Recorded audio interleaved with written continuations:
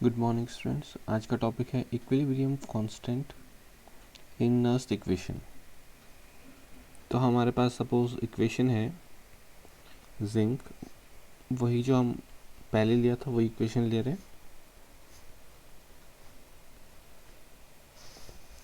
तो जैसे जैसे टाइम आगे बढ़ता जाता है वैसे वैसे जिंक इसका कंसंट्रेशन इंक्रीज होता है और इसका कंसंट्रेशन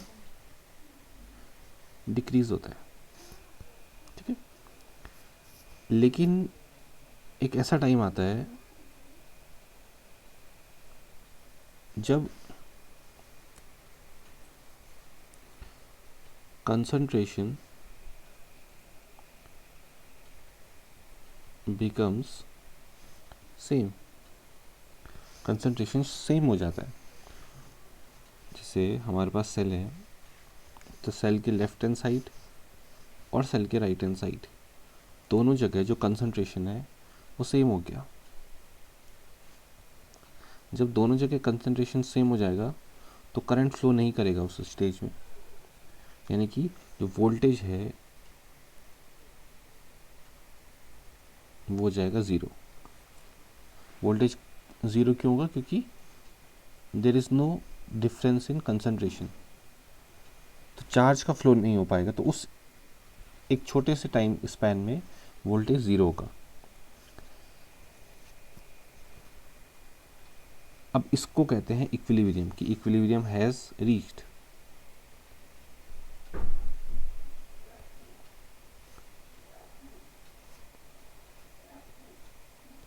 इक्विलिब्रियम कब आएगा? जब वोल्टेज ज़ीरो है, यानी कि जब हमारा जो ई सेल है, ई सेल कितना हो गया? ई सेल हो गया ज़ीरो। ये है कंडीशन।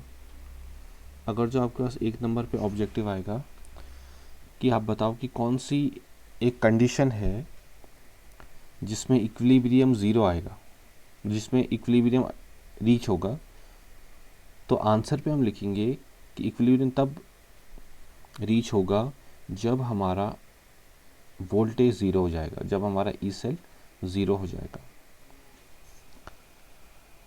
तो अब हमारी इक्वेशन क्या बनती है?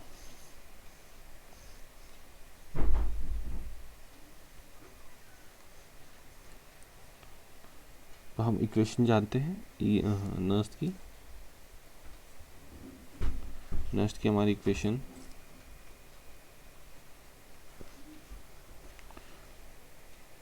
ई cell is equal to E naught cell minus 2.303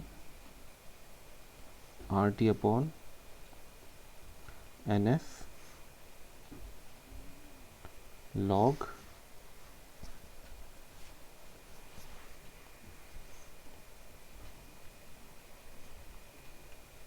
zinc और कॉपर। तो ई सेल कितना हो जाएगा? ये वैल्यू जो है तो ज़ीरो हो गई एट इक्विलिब्रियम। इक्विलिब्रियम ये वैल्यू ज़ीरो हो गई, तो फिर हमारे पास हो जाएगा E naught cell is equal to 2.303 R T upon N F log.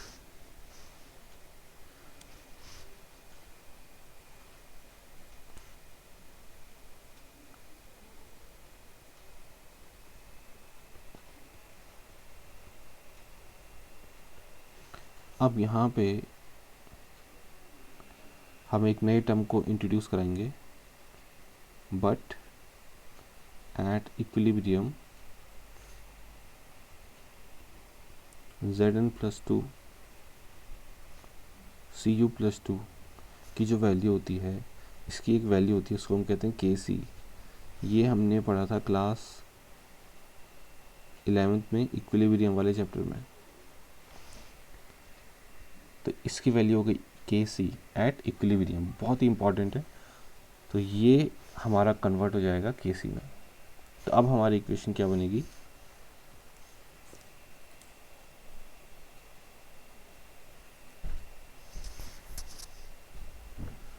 यहाँ से हमारी इक्वेशन हो जाएगी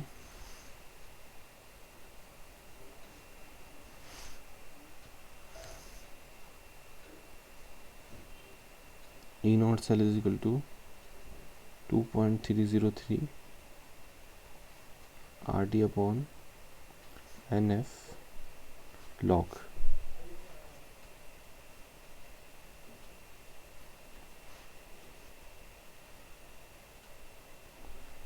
Kc.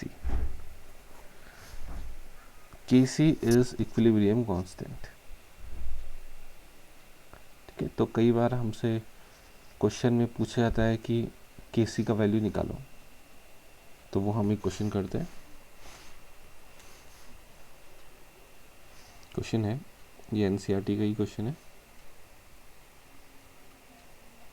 Calculate the equilibrium constant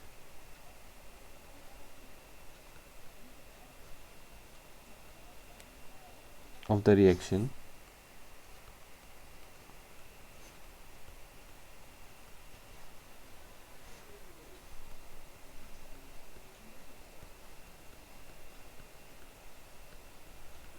ये हमारे पास रिएक्शन है और इस पे ई नॉट सेल दिया हुआ है।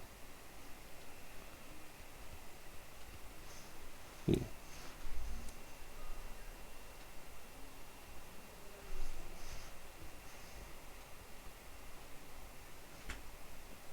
तो इस वाले उस क्वेश्चन पे हमारा जो ई नॉट सेल है वो जाएगा, उसकी इक्वेशन ये है हमारे पास 2.303 RT अपॉन, अब यहाँ पे जो n की वैल्यू है, n की वैल्यू हो जाएगी 2 F log Kc, और हम जानते हैं कि इस टर्म को, ये जो टर्म है, इस टर्म का वैल्यू कितना है। ठीक है, तो इस टर्म का वैल्यू जो है वो हम पुट करते हैं।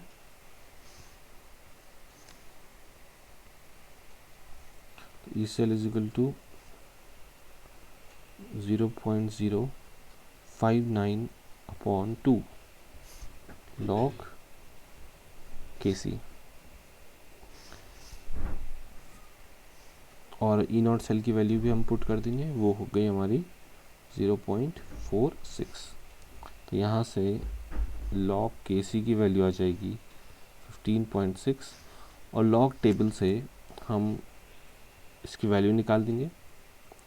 लेकिन यहाँ पे देखिए दो चीज़ें होती हैं, एक है Kc is equal to log 15.6, ठीक है, और एक है log Kc is equal to 15.6। ये दोनों में डिफरेंस है। तो ये यहाँ पे तो हम लॉग टेबल देखेंगे, लेकिन यहाँ पे क्या करेंगे, तो यहाँ पे हम क्या करते हैं, हम लेते हैं Kc is equal to anti log 15.6, ये टर्म इधर जाता है और यहाँ पे बन जाएगा Kc is equal to 15.6, Kc is equal to anti log 15.6। अब what is anti log, anti log की भी अपनी एक टेबल है,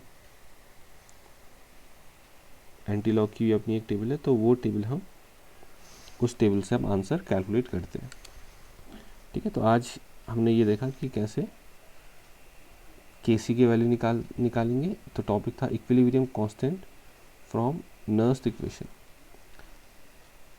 अब इसमें गिब्स फ्री एनर्जी का भी कंसेप्ट है, वो भी हम करते हैं फिर।